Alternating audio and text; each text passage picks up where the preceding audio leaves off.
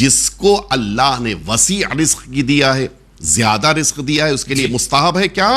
ان یرا اثر ذلک، کہ اس انسان کے پاس اللہ کی نعمتیں ہیں، یہ اس کے بدن کے لباس سے سامنے آنی چاہیے۔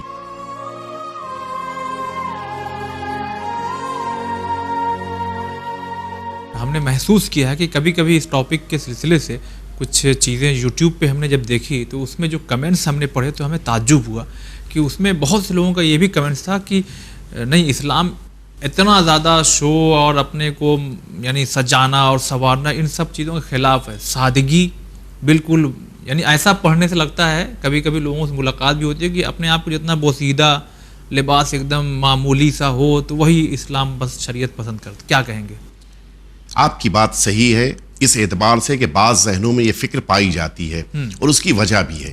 وجہ یہ ہے کہ کچھ فرقوں کے اندر یہ احساس اور تصور پایا جاتا ہے کہ ہم کو اپنے کو چھوڑ دینا چاہیے، ہمیں جس حال میں داڑھی ہے تو اس کو چھوڑ دو، سر کے بال ہیں تو ان کو چھوڑ دو، ناخن ہیں تو ان کو چھوڑ۔ البتہ یہ عرض کروں، خذوا زینتکم عند کل مساجد، قرآن مجید نے کہا ہے، اس میں یہ بھی تاکید ہے کہ جب تم مسجد جا رہے ہو تو اپنے ناخون کو بھی دیکھو، کہیں ایسا تو نہیں کہ بہت زیادہ بڑھے ہوئے ہیں اور ان میں مثلا میل بھری ہوئی ہے، ایسا نہیں ہونا چاہیے۔ اور وہ بھی جو لہسن کھا کے نہ وغیرہ کچھ، جی، کہ منہ کے لیے بھی تاکید ہے کہ پیاز کھائی ہے یا وہ چیزیں کہ جن سے منہ سے بو آتی ہے، مثلا لہسن ہے، ان کو استعمال کرنے کے بعد مسجد انسان جائے تو پھر احتیاط کرے، اپنے منہ کو صاف کر کے جائے۔ ٹھیک یہی بات جو آج آپ نے نیٹ پر دیکھی، ٹھیک یہی تصور تھا اس زمانے میں جب ائمہ اطہار اس مدینہ طیبہ میں موجود تھے۔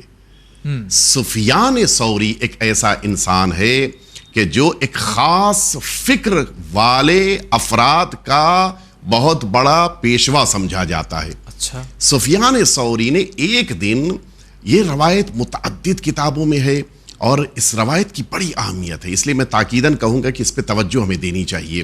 سفیان ثوری نے ایک دن خانہ کعبہ میں دیکھا، مکہ معظمہ میں، کہ زمانے کے امام جعفر صادق علیہ السلام طواف کے لیے تشریف لائے ہیں۔ اچھا، اور اس موقع پر آپ کے بدن اطہر پر جو عبا ہے، سب سے اوپر جو پہنی جاتی ہے، بڑی نفیس، نازک اور اچھی قسم کی ہے۔ اچھا، تو سفیان ثوری اس فرقے سے متعلق تھا، یعنی وہ نظریات رکھتا تھا کہ جن کے وہاں لباس بوسیدہ ہونا چاہیے، گندا بھی ہو تو چل جائے گا، پرانا ہو تب بھی چلے گا، بال بڑھے ہوئے چلے گا، مہینوں نہیں نہائے گا تب بھی چلے گا۔ اس فکر کر رکھنے والا یہ تھا سفیان ثوری، جو آج بھی پائے جاتے ہیں بہت سے اس فکر والے۔ سفیان ثوری نے آگے بڑھ کر یہ بات کہی کہ آپ نے وہ کام کیا ہے جو خدا اور رسول کی خوشنودی کے خلاف ہے۔ اوہو، اچھا، وارث پیغمبر کو یہ بات بتا رہا ہے سفیان ثوری کہ آپ کا عمل رسول اللہ کے خلاف ہے، ان کی خوشنودی کا سبب نہیں ہے۔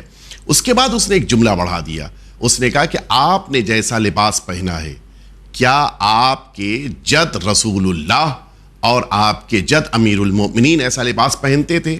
اس لیے کہ تاریخ میں ہے، امیر المؤمنین کے پاس جب کوفے میں تشریف لائے ہیں صرف 2 لباس تھے۔ جس موقع کے اوپر رسالت مآب مدینہ طیبہ تشریف لائے، مختصر سا آپ کے پاس لباس تھا، تو اس نے یہ ٹوک دیا کہ آپ کا لباس ان کے جیسا نہیں ہے۔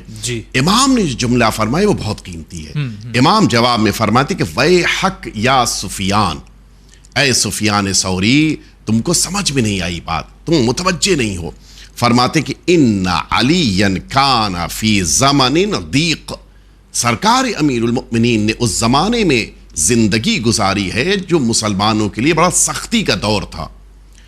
وَإِنَّ اللَّهَ قَدْ وَسَّعَ عَلَيْنَا، لیکن ہم جس زمانے میں زندگی گزار رہے ہیں اس زمانے میں پروردگار نے ہم سارے مسلمانوں کو وسعت دی ہے، رزق دیا ہے، پروردگار نے آج وسیع ہو چکا ہے۔ اس کے بعد وَيُسْتَحَبُّ لِمَنْ وَسَّعَ اللَّهُ، جس کو اللہ نے وسیع رزق کی دیا ہے، زیادہ رزق دیا ہے، اس کے لیے مستحب ہے کیا؟ ان یرا اثر ذلک، کہ اس انسان کے پاس اللہ کی نعمتیں ہیں، یہ اس کے بدن کے لباس سے سامنے آنی چاہیے۔ جی، لوگ دیکھ کر متوجہ ہوں کہ اس کو اللہ نے اپنی نعمتیں دی ہیں، یہ لوگوں کے سامنے آنا چاہیے۔ یہ کون سی بات ہے کہ انسان کے پاس گھر میں رقم رکھی ہوئی ہے لیکن جب باہر نکلے تو بوسیدہ لباس پہنے؟ نہیں ہے تو ٹھیک ہے، آپ بوسیدہ لباس پہنیے، لیکن ہے تو اچھا لباس پہن کے آئیے۔ اچھا، یعنی یہ تصور صحیح نہیں ہے کہ پیسہ ہے مگر ہم اللہ والے ہیں تو بہت اپنے آپ کو، یہ اللہ والے نہیں ہے۔ اللہ والے ہونے کے معنی یہ کہ اللہ کی نعمتوں کو ظاہر کیا جائے۔ اللہ نے جو نعمتیں مجھے دی ہیں ان نعمتوں کو میں لوگوں کے سامنے لا کر پیش کروں، یہ ضروری ہے۔ اس سے فائدہ کیا ہوگا؟ خدا کی دی ہوئی نعمتیں جب لوگوں کے سامنے آئیں گی تو خود بخود لوگوں کی توجہ اللہ کی طرف بڑھ جائے گی کہ جب پروردگار یہ نعمتیں انہیں دے رہا ہے تو بقیہ کو بھی دے گا اللہ، لہٰذا اللہ کی طرف لوگوں کی توجہ بڑھ جائے۔ اس لیے انسان کو مناسب اور اچھا لباس پہننا چاہیے۔ یہ فکر ذہنوں سے بدلنے کی ضرورت ہے کہ جتنا پرانا ہوگا، خراب ہوگا، پھٹا پرانا لباس ہوگا، اتنا زیادہ اللہ سے قریب ہوں گے۔ نہیں، خدا سے قربت کے معنی ہے کہ ہمارا لباس بھی بہترین ہو، ہمارا جسم بھی مرتب اور مزین ہونا چاہیے۔ اگر کیا یہ بھی تصور ہے، شاید ہم نے کہیں سنا ہے کہ آپ کا سجنا اور سنورنا یعنی مرد کا اس کی زوجہ کی عفت کی حفاظت، ایسا کچھ روایتوں میں ایک بہت بڑا سبب یہی بیان کیا گیا ہے کہ جب انسان خود کو مرتب اور مزین کرتا ہے تو وہ شخصیتیں کہ جو اس سے وابستہ ہیں، خاص طور سے اس کی زوجہ، ان کی عفت کی حفاظت ہوتی ہے۔ البتہ اس کی بڑی تفصیلی وضاحت ہے کہ جس کا یہ موقع نہیں ہے، لیکن روایت میں اس کی بڑی اہمیت وارد ہوئی ہے اور تاکید کی گئی ہے۔ میں روایت عرض کر دوں، حضور اکرم صلی اللہ علیہ وآلہ وسلم کا ارشاد گرامی قدر ہے کہ اغسلوا ثیابکم، اپنے کپڑوں کو دھو، اپنے کپڑوں کو دھو۔ یہ بڑی اہم بات ہے۔ کچھ لوگوں کا یہ مزاج ہے کہ کپڑا بدلتے ہیں لیکن دھونے والا مزاج نہیں ہے۔ مثال کے طور کے اوپر آج کپڑا اتارا، کل دوسرا پہنا، پرسوں پھر وہی کل والے لباس کو دوبارہ پہن لیا۔ نہیں، دھو تب دوبارہ پہنو۔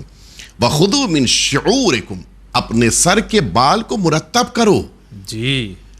وَاسْتَاكُوا، تم مسواک بھی کرو۔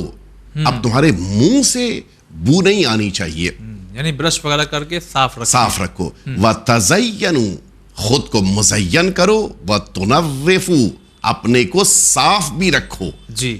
اس کے بعد فَإِنَّ بَنِي إِسْرَائِيلَ لَمْ يَكُونُوا يَفْعَلُونَ ذَلِكَ فَزَنَتْ نِسَاؤُهُمْ، فرمایا کہ بقیہ قومیں چونکہ اس طرح سے خود کو مرتب نہیں کرتی تھیں، لہٰذا ان قوموں کے اندر برائیاں، بدکاریاں پھیل گئی تھیں۔ اس کے معنی ہے کہ قوموں کی عفت، بالخصوص خواتین کی عفت کی حفاظت ہوتی ہے اس موقع پہ جب انسان اپنی زینت کو اچھے انداز سے اختیار کرتا ہے۔ حضور اکرم فرماتے تھے کہ اپنے ساتھ ساتھ اپنے گھر کو بھی مرتب اور مزین کرو۔ اس کے بعد فرماتے تھے کہ اپنے بدن میں خوشبو لگاؤ، معطر کرو خود کو۔ یہاں تک کہ آپ رسالت مآب فرماتے تھے کہ جمعے کے دن بغیر غسل کیے ہوئے تم لوگ نماز میں، اگر مجبوری نہیں ہے تو تم نماز میں شرکت نہ کر آؤ تو غسل کر کے، غسل جمعہ کر کے آؤ۔ اور وہاں پر یہ تاکید فرماتے تھے کہ تمہارے بدن سے خوشبو آنی چاہیے، بدبو نہیں آنی چاہیے۔ اور اس کے لیے تم جب اپنے گھر سے نکلو تو عطر لگا کر نکلو۔ آپ نے غور فرمایا؟ میں ایک اور بات عرض کروں، ہمارے وہاں روایتوں میں مسجد میں جماعت سے نماز پڑھنا مستحب ہے، لیکن اپنے گھر سے وضو کر کے جانا مستحب ہے۔ نماز مسجد میں پڑھو، وضو گھر میں کرو۔ کیوں؟ جب تم اپنے چہرے پہ پانی ڈالو گے، اپنے بدن کے اوپر ہاتھ پہ پانی ڈالو گے تو خود بخود تمہارے بدن پر بیٹھی ہوئی دھول اتر جائے گی۔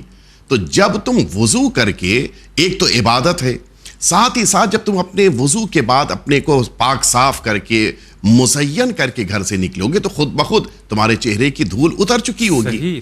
تو اب تم اپنے گھر سے مسجد تک بھی جا رہے ہو تو تمہارا چہرہ صاف ہونا چاہیے۔ تم اپنے گھر سے مسجد تک جا رہے ہو تب بھی تمہارے اندر، اسی لیے عطر لگانا گھر سے لگا کے جانا مستحب ہے کہ تمہارے بدن سے خوشبو راستے میں بھی آئے۔ کیوں؟ تاکہ پتا چلے کہ تم مؤمن ہو اور خوشنودی پروردگار کے لیے تم نے خود کو مزین کیا ہے۔